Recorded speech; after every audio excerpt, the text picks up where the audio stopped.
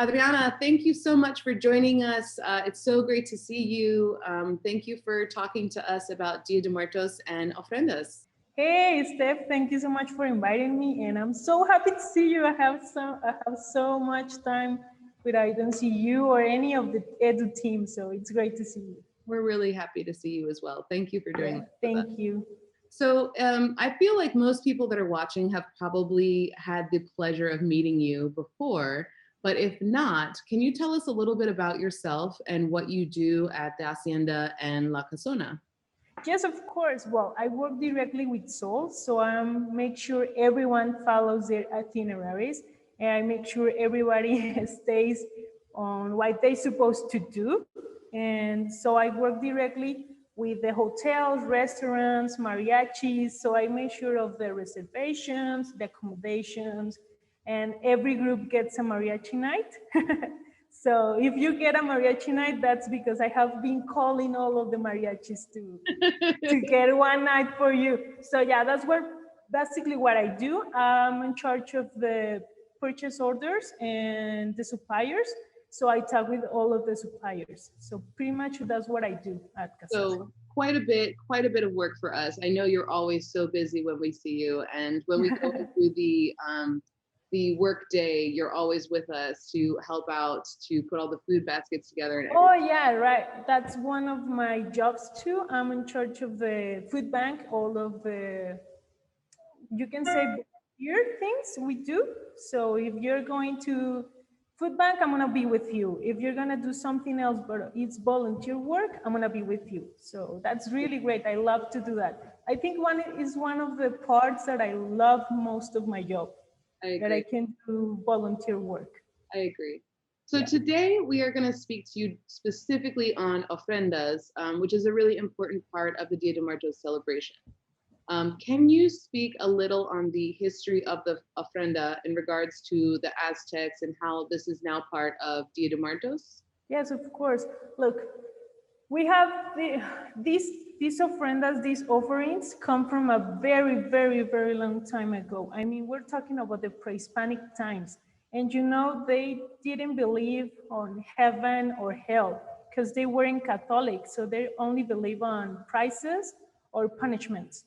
So then this depends. If you die on in a combat, you will reach another kingdom. You're not going to heaven. You're going to a different kingdom, you know? So they call it Mictlan. Mictlan is the underworld. Then the Spanish translated like hell.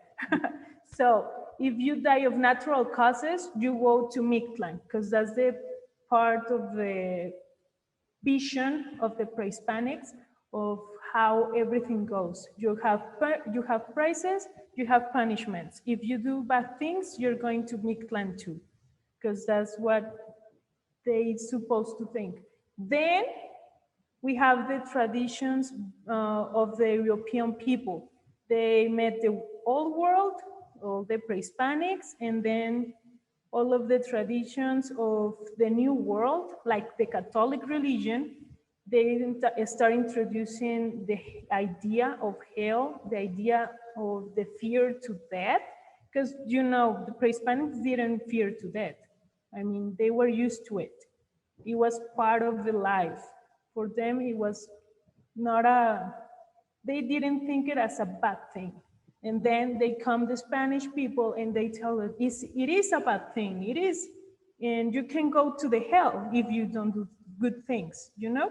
So everything God meets it and they become this part or this tradition that we have now.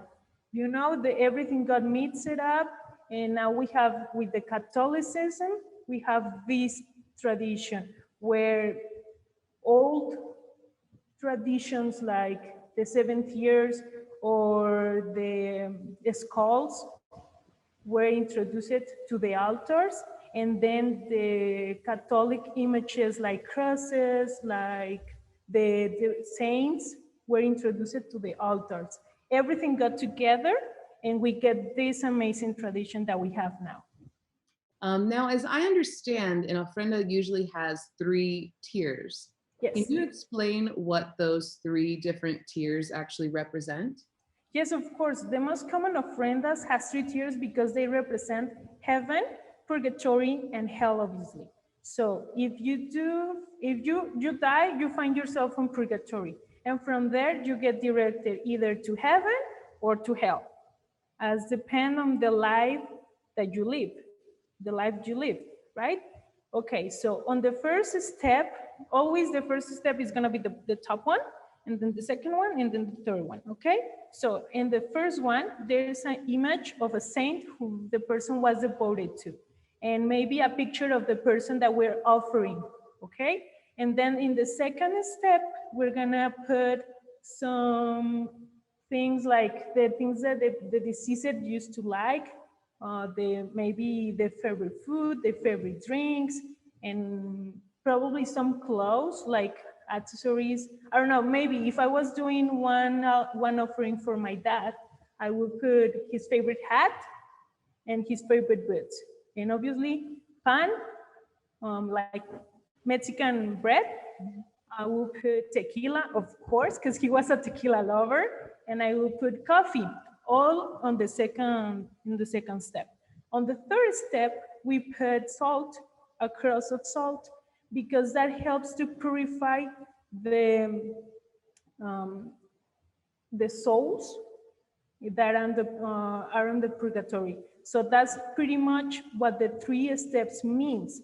Also, if you put a cross with salt, you will help the kids that are on the purgatory. So you will help them to get out of there. Amazing. Wow. Thank you. So you mentioned things like the pan de muerto. Pan de muerto. Can you explain like the symbolism behind just a couple of the items used on the ofrendas, like the marigolds, pan de muerto, sugar skulls, things like that?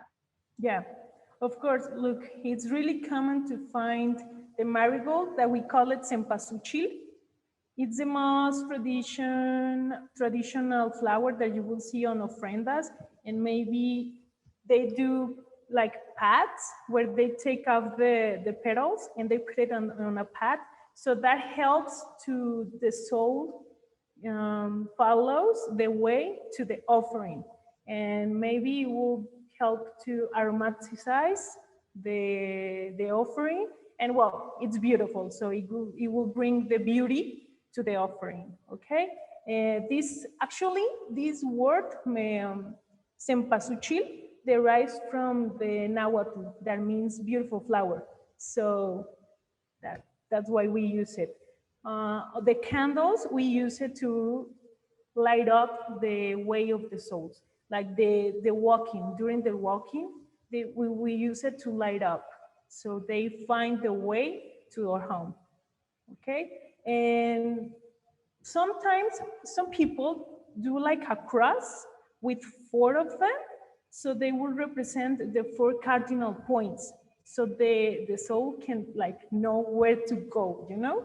It's kind of like everything is symbolism, everything has a symbol, right? And pan de muerto, well, pan de muerto can be in different forms. Some of them will be the normal typical round form, some of them will be like a type of body. I don't know if you have seen those.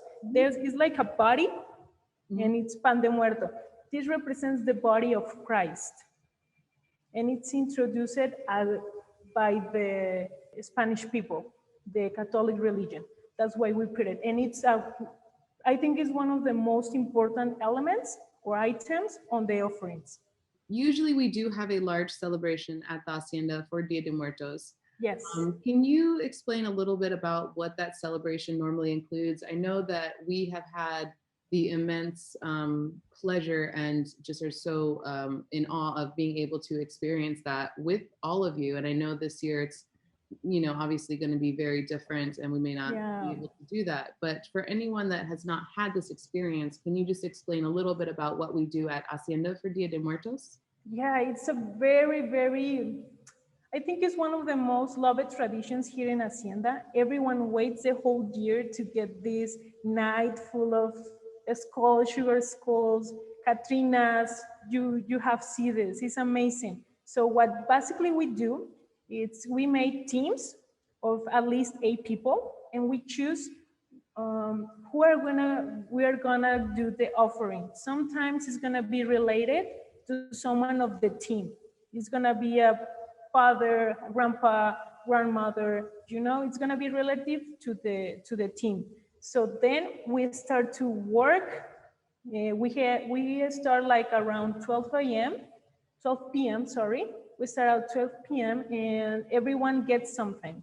Everyone do the papel picado, like the confettis, and they bring the flowers. Actually, Patron gives the flowers to the teams. It's always a gift from Patron. All of the flowers of the marigolds, it's a gift. And then we bring the clothes, we bring hats, we bring boots, we bring all the food, the favorite food of the deceased. We bring sugar skulls. I don't know if I told you this, but sugar skulls means that the death can be sweet and not bitter, because there's no life without death. So we don't get really scared of that. We celebrate it. For us, it's part of the life. So in Mexican tradition, you're gonna see skulls everywhere, and we love it. We are not afraid of it. So that's what it means. For me, it's a beautiful tradition. It's a beautiful meaning that death can be sweet, no, not just bitter, you know? So we're gonna bring all the skulls. We're gonna light up the hacienda with candles. It's amazing. And then we'll have food stalls. You know that the people that works on the food stalls are relatives to the employees. Mm-hmm. Everyone gets like, hey, can you or you want to put a food stall at the hacienda on the night? And everyone is like, yes, of course, and gets like a huge fair, like you can say it, or a kermesse, and it's amazing. We have contest of Katrinas. I don't know if you saw that the last time you came. Yeah. It's amazing. Everyone gets dressed up, and the faces got makeup and everything. It's such an amazing tradition. I love it. It's so sad that this year we're not gonna be able to do it, but I mean, first we have to think first on the health of everyone. And so that's pretty much what we do. We have ballet folklorico for the night. Of course. It's amazing. It's such a great night for everyone. And then later you can take the marigolds to your house. I love it. It's amazing. It is the most beautiful celebration. And Adriana, that's all the questions I have for you. I want to sincerely thank you for your time and the energy, sharing all of this history with us and educating us on the beautiful celebration of Dia de Muertos, specifically the ofrendas and everything else that goes into it. I am so sad that we can't be there to experience it with you this year, but thank you again so much, and I hope to see you soon. Thank you for inviting me. It was such a pleasure for me to bring to you a little bit of the tradition that we love. So thank you for inviting me, and hope to see you soon too. Hope to see you soon in Hacienda.